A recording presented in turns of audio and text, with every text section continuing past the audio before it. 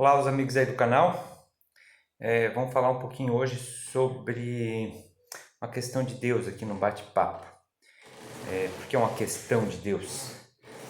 Conversando com amigos, às vezes, e agora até semana passada com uma amiga, então ela até comentando, sabe, às vezes eu chego a sentir raiva de Deus. E isso não nos surpreende, porque é natural, de acordo com, às vezes, o Deus que foi apresentado a essa pessoa, né? O que ela entende por Deus.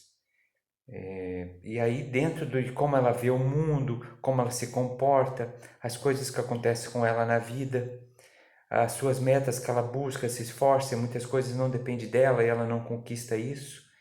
E enquanto outras pessoas simplesmente, às vezes, parece que as coisas só acontecem de uma forma aleatória ou simplesmente por sorte.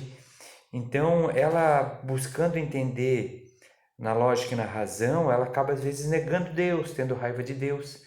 Então, hoje, para a maioria das pessoas, se a gente perguntar, tu acredita ou não em Deus? Ele tem uma resposta, ou sim, ou não.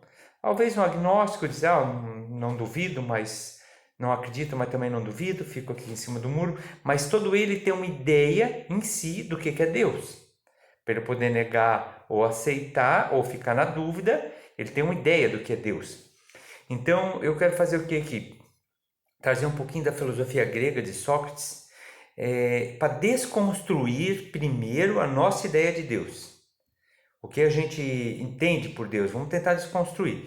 Sócrates fazia isso. Quando alguém ia até ele perguntando alguma coisa, ele usava a maêutica, ele primeiro esvaziava a xícara, que seria o que? Esvaziava o conteúdo que a pessoa tem, para daí poder colocar um conteúdo novo.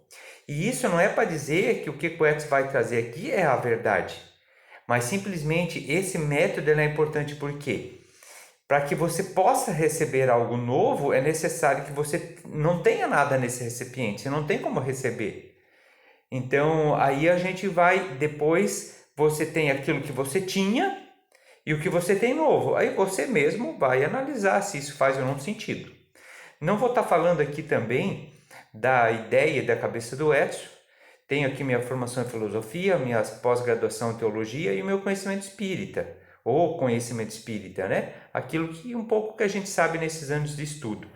Então, o que eu vou conversar agora sobre a evolução da ideia de Deus, ele é um ponto de vista teológico, não é uma ideia do que o Edson pensa e coisas referente a fatos que aconteceram. Então, assim, nós vamos ter lá já na Grécia, por exemplo, nós estávamos falando de filósofos, a Grécia ela entendia o politeísmo, aonde havia uma ideia de vários deuses. Roma tinha essa ideia de vários deuses. Os deuses deles era antropomórfico, que era um deus representado em uma forma, e essa forma, então, ela traz formas humanas. Então, o homem que projeta isso, não foi Deus que veio lá e projetou isso, foi o próprio homem que projetou essa ideia.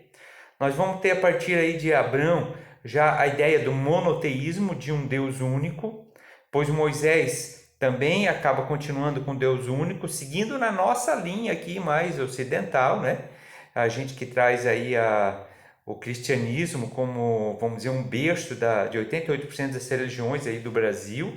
Então ela vem, o cristianismo aí de Abraão, de Moisés, se seguindo, né? Jesus era judeu. Então nós vamos ter ainda nessa época antiga de Abraão, a época de Moisés, um Deus ainda punitivo, um Deus às vezes vingativo, um Deus que você precisava ser temente a Deus, nome que a gente escuta hoje bastante ainda, ser temente. Temente é o quê? Ter medo. Então, essa ideia que ela acabou Jesus desfazendo essa ideologia de medo de Deus, ele diz Deus é Pai, Deus é bom, Deus é justo, só que na época medieval isso volta, essa ideia, porque aí Constantino, o imperador romano, aí no século III, ele legaliza o cristianismo. Por que ele faz isso? Porque Roma estava perdendo a sua hegemonia de poder, de dominação. Então ele acaba trazendo para ele a ideologia de Jesus, Mas a partir daí ele oficializa e eles começam então a fazer o que nos seus vários concílios?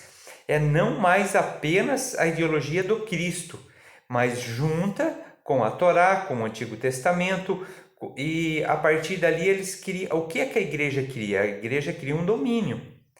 Ela então começa a estabelecer, Roma busca isso para dominar. E só que Roma era um estado, e Roma acabou, hoje ainda tem um estado, o estado que a gente quer dizer é o país, né? Quando um estado, que Brasil é o estado representativo, né? Por todo o território brasileiro. Então, Roma hoje a gente tem Vaticano, que é o país predominante, um país muito pequeno, né? Mas está lá na Itália. E é o que sobrou daquele grande império, só que ela não está só ali, né? Roma hoje está representada em praticamente todas as cidades do Brasil, um exemplo, né? E o melhor terreno da cidade, se você pegar o terreno do centro, o mais alto, com boa vista, é um terreno que pertence então a Roma. Só que Roma hoje é mais representado como o catolicismo, como uma religião, e não mais como ele foi aí durante mais de 1000 anos. A teologia, naquele momento, é o que representava a manifestação da ideia do ser humano. Então, na filosofia, a gente tem a teoria do conhecimento. Primeiro ela veio através de mitos, depois a filosofia promoveu o conhecimento, aí na época medieval a teologia e a religião em si, né, representando tudo em nome de Deus, mais por aqueles que o representavam aqui, e hoje a gente tem a ciência como sendo a promovedora do conhecimento. Então, nessa época lá onde Constantino começou a desenvolver, eles começaram a pegar os textos, abstrair alguns, colocar outros e começar a formar uma cartilha, formar uma Bíblia. Essa Bíblia, ela vai começar a trazer normas de condutas, ideias, mas que não era representada ainda para o povo. O povo não tinha direito a esse conhecimento era levado pelos representantes da igreja. Então ali se desenvolveu uma ideia de demanda, aonde todas as pessoas nascem no pecado. Ela nascendo no pecado, ela é condicionada a uma região chamada inferno. O inferno ele é eterno a partir do momento que você vai para lá. E lá no inferno há um ser que foi expulso do paraíso por Deus, Lúcifer, ou o demônio, que ele é lá o grande rei desse inferno, né? E é um ser muito diabólico que vai causar sofrimento eternamente para todos aqueles que vão para lá. Então cria-se uma demanda de medo nessa época medieval. A partir da demanda de medo que você lança para a comunidade, para a sociedade, então você estabelece a forma dessa pessoa se libertar desse medo. Você dá para ela aquilo que você quer vender, um exemplo. Então, como é que você vende algo? Se você criar uma demanda de medo e depois você dá a solução, é a forma mais fácil que você tem de vender alguma coisa. Então, nesse processo, a igreja então da época, ela coloca que existe Deus, mas Deus Deus ele é muito, vamos se dizer assim, rígido. Qualquer conduta equivocada que você tenha, você já vai para o inferno. E o único jeito de você não ir para o inferno é então você fazendo todos os sacramentos dentro da igreja, pagando o dízimo, pagando aí as oferendas, mantendo a igreja, para que você possa então ter um lugar no céu. É uma das que Martinho Lutero, dos motivos que ele fez a reforma protestante, foi já porque a Bíblia não era divulgada ao povo, então Martinho Lutero, ele conseguiu imprimir a Bíblia em alemão, traduzir do latim para o alemão e passar isso para o povo começar a ler. E entre outras coisas que ele discordava, porque na época de Martinho Lutero existia indulgência, porque a partir dali a igreja desenvolveu um outro lugar chamado o de purgatório. Então o inferno é eterno, se for para lá não tinha como sair. O céu também é eterno, você já está lá. Mas o purgatório ele era muito lucrativo, porque era um lugar que você ficava tipo assim, ó, não foi muito bom, não fiz nada muito mal também, então eu estou no purgatório. Mas do purgatório eu posso ir para o inferno ou para o céu. E uma das formas de a pessoa ir do purgatório para o céu era a família aqui na Terra os vivos, assim por se dizer, pagarem indulgências. Pagarem para a igreja, indulgência. Então ele podia ir lá e pagar em dinheiro, em moeda, para que o seu ente querido não ficasse no purgatório e fosse para o céu. Esse foi apenas um dos motivos, entre vários, né, que Martinho Lutero discordou da igreja da época. Aqui é lógico que a gente não está criticando a igreja atual de hoje, isso vê quantos anos já se passaram, mas são fatos, né? A própria Inquisição, a qual nós já tivemos aí João Paulo II, que já se desculpou com a humanidade pela questão da Inquisição, e eu acho que essa desculpa ela precisa ser perdoada, com certeza, né? Porque ele, tendo esse caráter de ir lá e entender que a igreja errou ou que as pessoas daquela época erraram, né? E caminhar direcionando a igreja para um rumo novo, como o Papa Francisco, alguém aí que eu admiro muito, né? Eu acho que é realmente um verdadeiro cristão, Papa Francisco, só que são fatos que aconteceram, né? Então a Inquisição também, todo aquele considerado herege que fazia algo fora do contexto, ele era levado a julgamento. Esse julgamento, ele havia as máquinas de tortura, e a partir dessa tortura ele ia confessar ou não. A partir do momento que ele confessasse, e na grande maioria das vezes justamente para se livrar da dor, ele acabava então sendo condenado ali à fogueira, num sentido assim, alguma morte nesse sentido. A fogueira era um grande meio de matar os hereges. E ainda interessante que se essa pessoa tivesse bens, os bens dessa pessoa, a família ela era destituída dos bens, né? Mesmo que um lá da família foi condenado, a família era colocada à rua e esses bens passavam a pertencer à igreja. Isso é história, não é o Edson que está dizendo. E 10% do valor desses bens, se eu tivesse havido um denunciante, era passado para o denunciante. Então, se o vizinho havia denunciado o seu próprio vizinho lá por algum motivo de heresia, de bruxaria, né?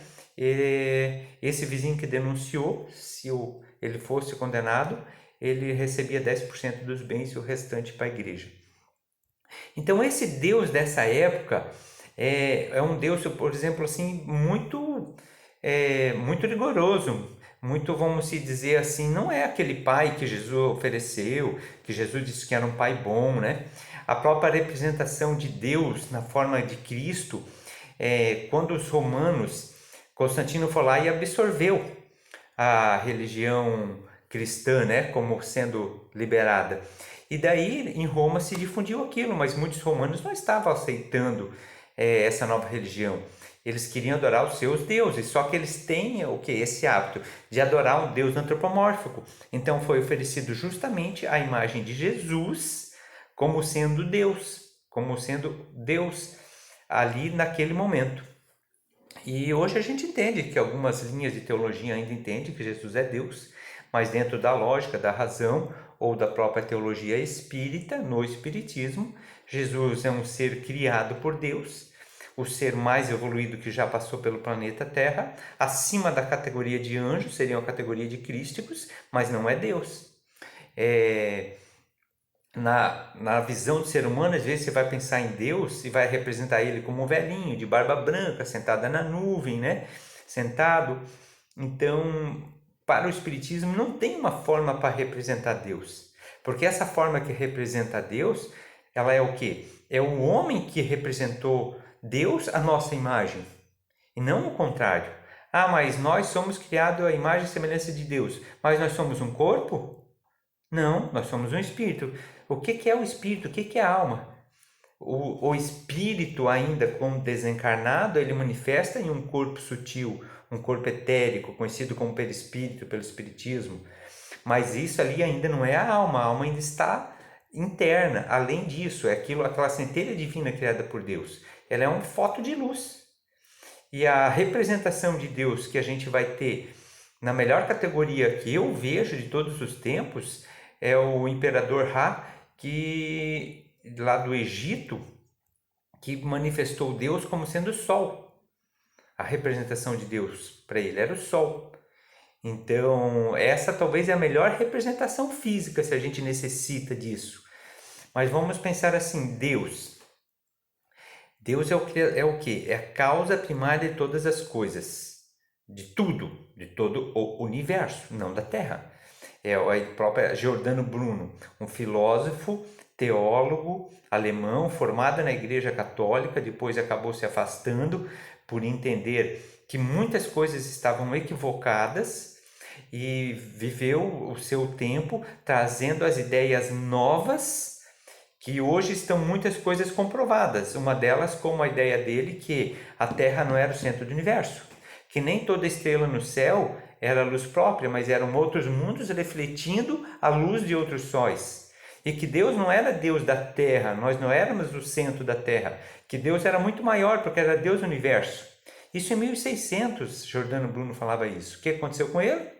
Queimado na fogueira, amordaçado, 8 anos preso nas masmorras de Roma para fazer com que ele dissesse que estava errado. E ele não disse, ele preferiu ir à morte do que a verdade. E quando ele foi levado, foi lhe dada a sentença, ele disse em latim para os seus sentenciadores: vocês pronunciam a minha sentença com muito mais medo do que eu as ouço. Ele disse, inclusive, que até o demônio, o diabo, poderia ser redimido, porque Deus criou tudo e amava todos iguais. E Deus não ia criar um ser destinado a vida inteira ao mal. Então, são coisas que o Espiritismo traz hoje, né? Então, essa ideologia, essa ideia de Deus, ela está impregnada no ser de todas as épocas. Se você pegar uma tribo lá isolada, ela vai ter uma transcendência, ela vai, vamos se dizer, fazer um tipo de oração, de reza a algo além, ou seja, chuva, ou seja, lua, porque é além, é a ideia de que alguém nos cuida, de que alguém nos fez. Isso está dentro do ser humano, essa ideia de Deus. E essa é a ideia mais certa, porque Deus, criador de todo o universo, vamos pensar se faz sentido. Olha só, hoje a gente sabe que a Terra não é o centro do universo, que a Terra é um planeta com mais alguns planetas em torno do Sol, de uma estrela, que isso forma um sistema solar. Outros sistemas solares juntos com esse, um aglomerado, ela forma a Via Láctea, que é um aglomerado de sistemas solares. E a Via Láctea, essas outras estrelas, elas giram em torno de algo também, que talvez seja ali justamente o buraco negro. E aí nós vamos ter nebulosas, e hoje a gente tem uma comparação, a History nos traz isso, descobre, que para a gente fazer ideia de quantas estrelas existem já catalogadas pelos cientistas, seria o mesmo tanto de grãos de areia no planeta Terra. Olha, o tanto de estrelas que existe é o mínimo, porque não quer dizer que o que se observou é o que tem, mas com certeza vai ter muito mais, mas já seria o tanto de grãos de areia no planeta Terra, mas cada estrela com seus mundos. Agora, a gente achar que está sozinho no universo, conhecendo apenas um mundo, isso é uma loucura total. Se alguém acha que quem acredita em alienígena é louco, mas quem acreditar que só existe gente nesse mundo, pessoas vivas, é mais louco ainda. Agora, assim, existe que tipo de alienígena? Não sei. Existe aqui, eu estou comentando de uma certeza matemática que existe inteligências habitando os outros mundos. E que Deus é o criador disso tudo, de tudo isso. Se a Terra tivesse uma vírgula mais para um lado ou para o outro, a gente já ia deixar de existir. Se a gravidade fosse um pouco diferente, a gente deixava de existir. Quem controla isso tudo? Deus. Mas Deus vem um dia aqui na Terra, um dia no outro. Não, Deus está em todos os lugares ao mesmo tempo.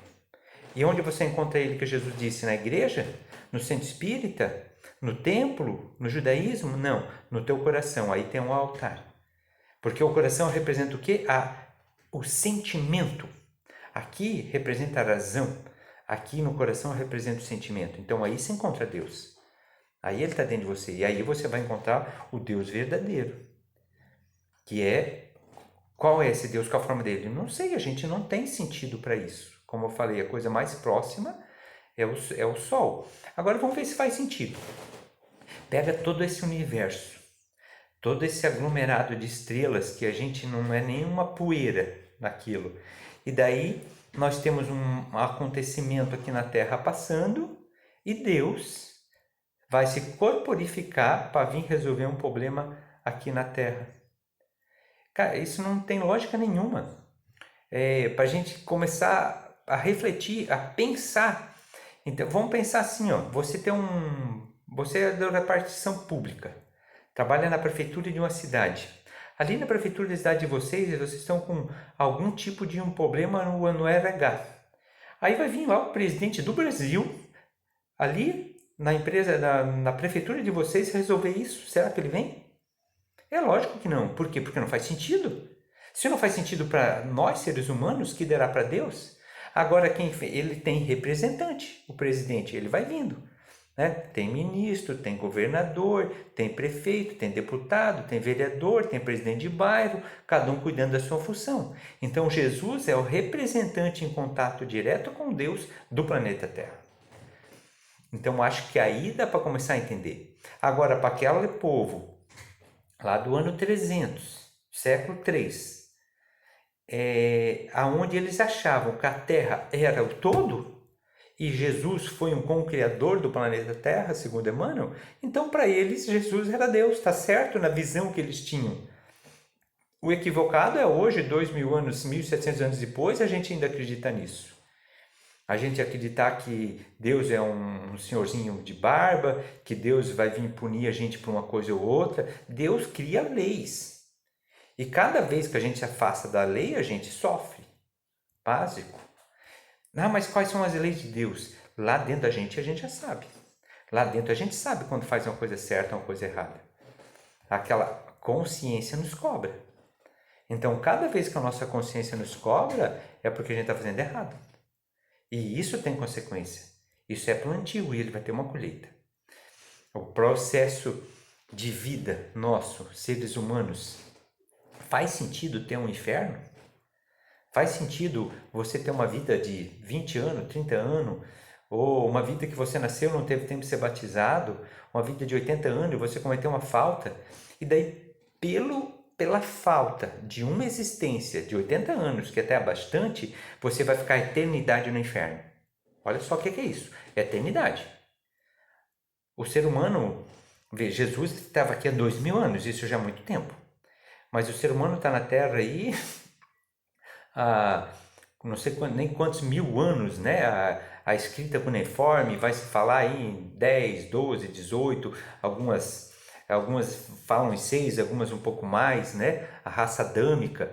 Mas a Terra, por exemplo, tem 4,5 bilhões de anos. Bilhões de anos. Os dinossauros estavam aqui há cento e poucos milhões de anos. Agora vamos falar, não é milhões nem bilhões, é eternidade.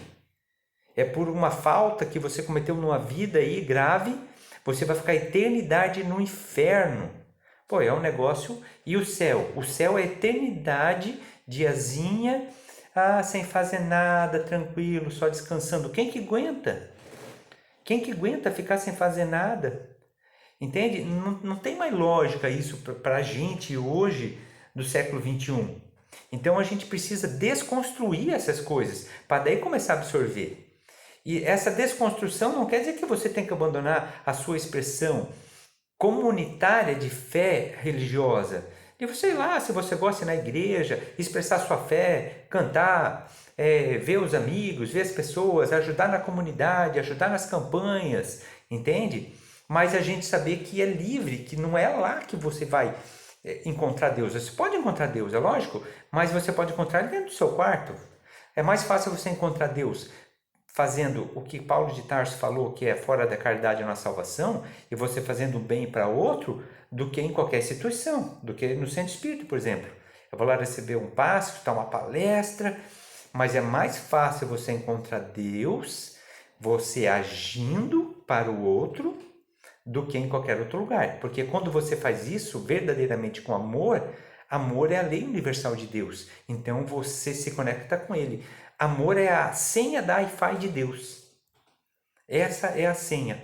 Então Deus está em todos os lugares, como um Wi-Fi que tivesse aí a Starlink de Elon Musk, que é botar no mundo todo praticamente, e a senha é amor. Então Deus seria isso, essa projeção de Wi-Fi em todo o universo. E cada vez que você projeta amor, você encontra Deus. Só que daí justamente não é o amor no sentido vulgar, no sentido... Porque o que é amor, né? que será que é amor? Amor é o que eu sinto pela minha esposa? Pelo meu filho? Pela minha mãe? Amor é muito além disso. O amor ele é totalmente condicional.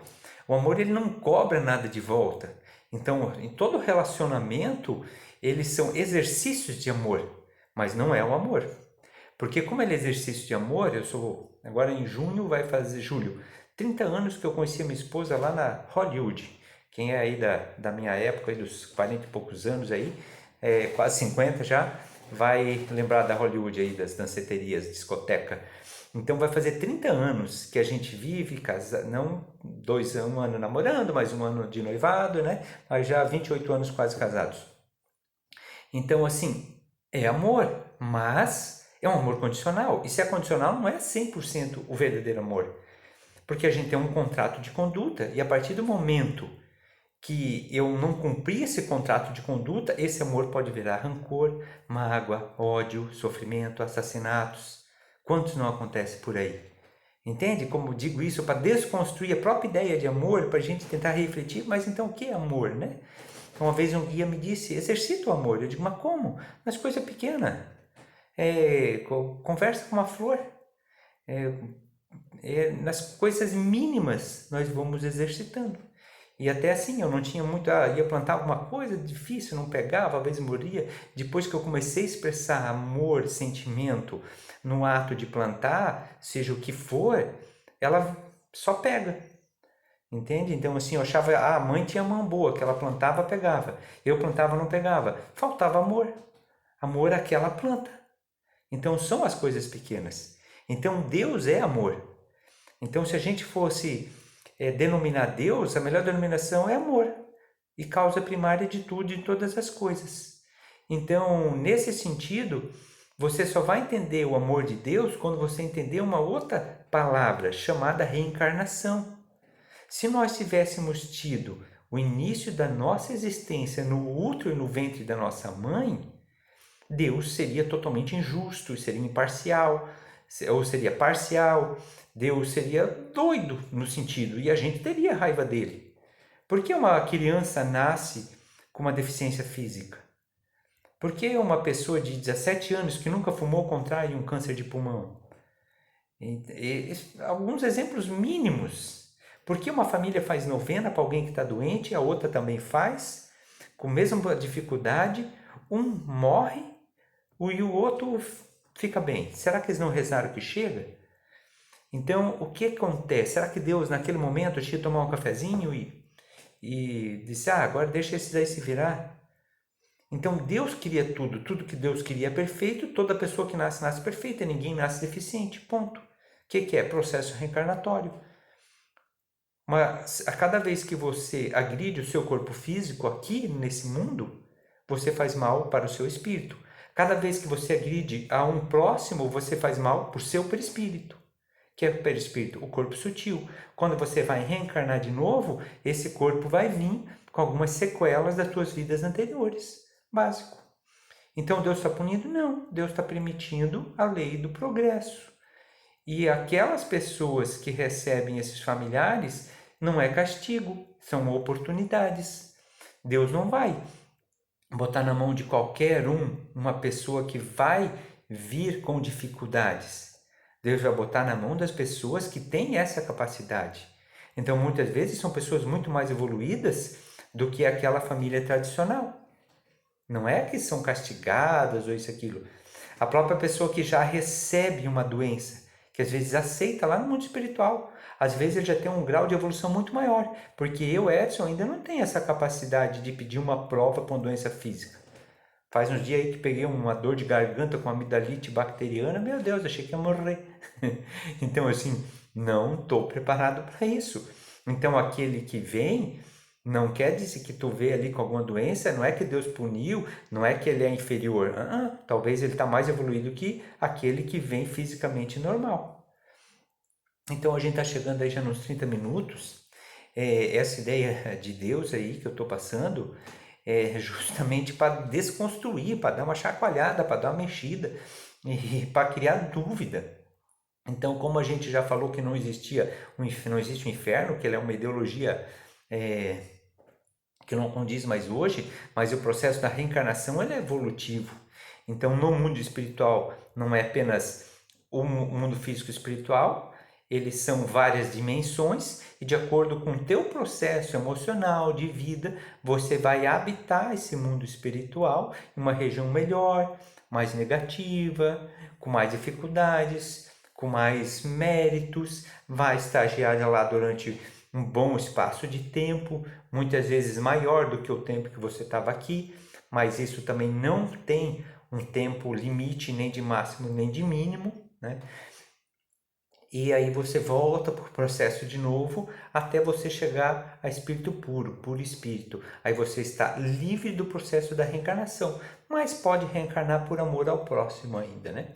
Então, meus amigos, espero que tenha colaborado, né? Então, se alguém tiver alguma dúvida sobre o assunto aí, coloque aí embaixo a pergunta, que a gente vai estar fazendo sempre vídeos respondendo as dúvidas que você possa ter nessa playlist aqui que é Bate-Papo Espírita, ok? Fiquem com Deus, grande abraço.